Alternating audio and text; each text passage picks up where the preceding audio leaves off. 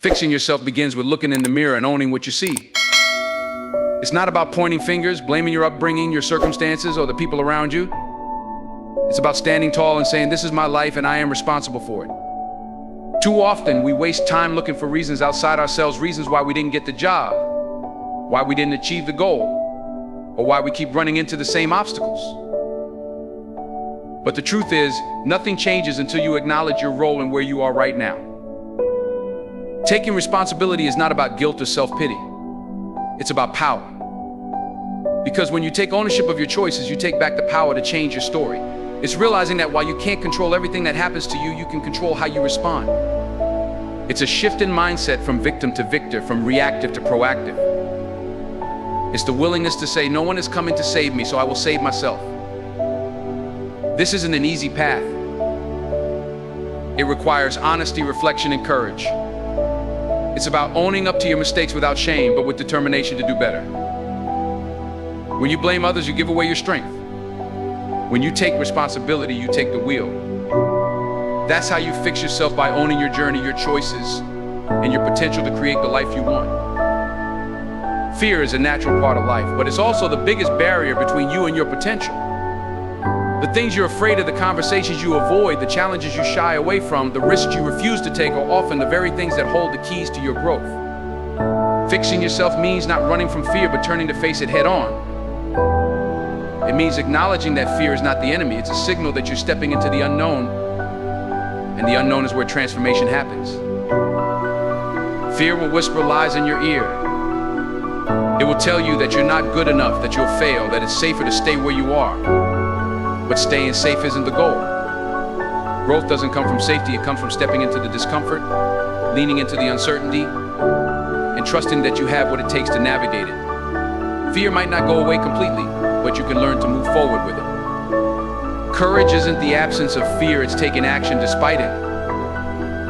When you face your fears, you discover strengths you didn't know you had. You gain confidence not from avoiding challenges, but from overcoming them.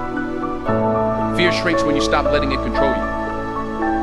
The more you face it, the more you realize that the monsters in your mind are often smaller than they seem. Fixing yourself starts with walking through the fire of your fears and coming out stronger on the other side. Discipline is the foundation of success. It's not about what you feel like doing, it's about what you commit to doing. Feelings are fleeting, unreliable.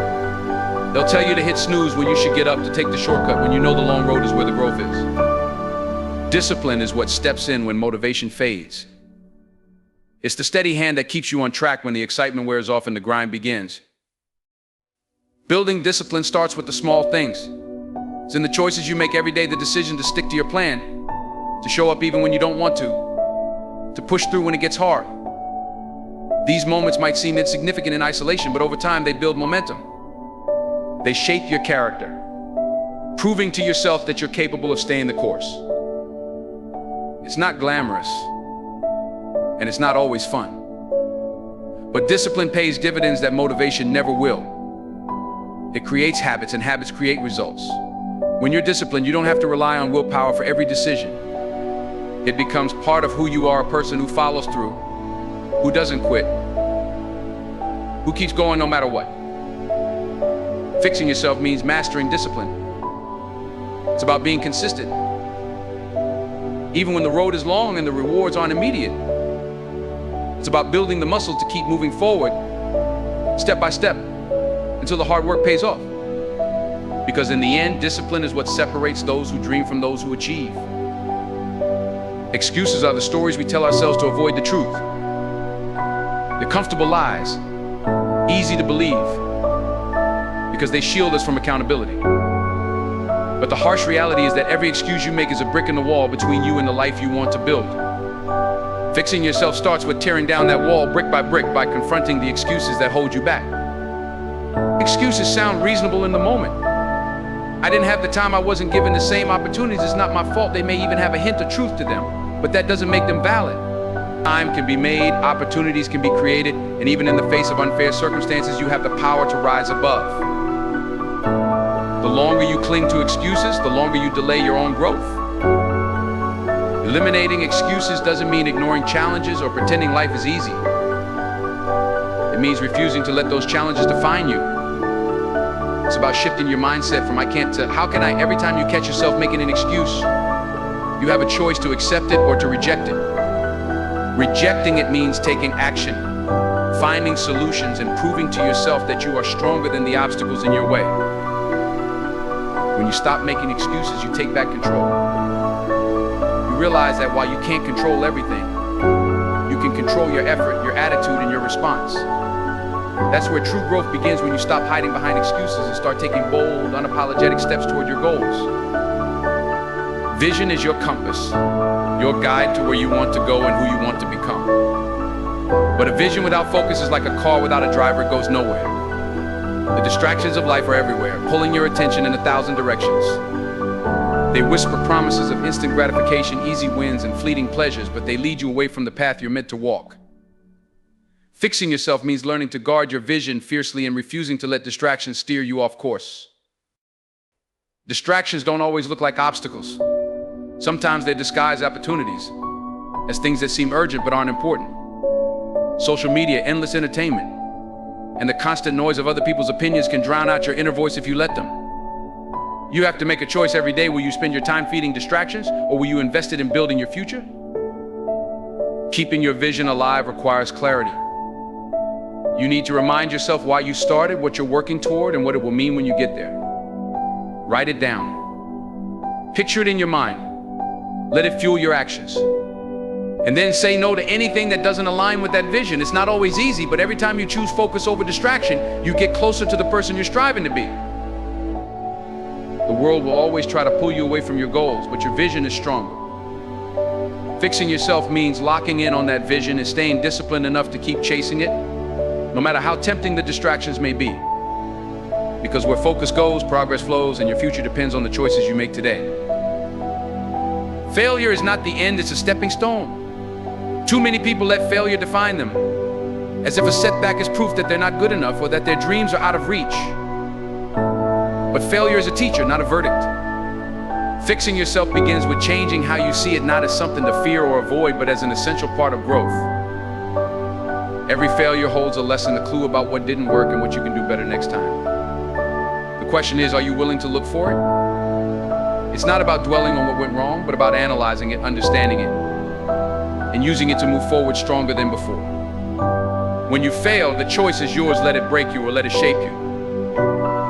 The people who succeed in life aren't the ones who never fail.